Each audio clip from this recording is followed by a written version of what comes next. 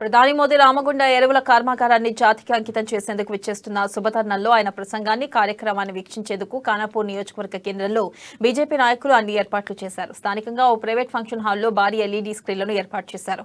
ఈ కార్యక్రమానికి రైతులు అధిక సంఖ్యలో హాజరై మోదీ ప్రసంగాన్ని ఆసక్తిగా తిలకించారు.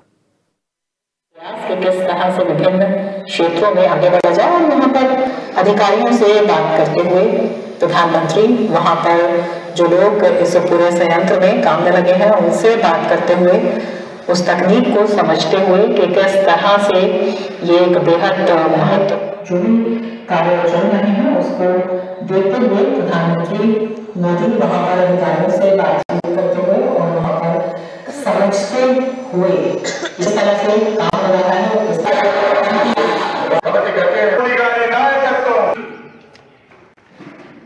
అంకితం చేయడం కోసము మన ప్రధానమంత్రి గారు రావడం జరిగింది.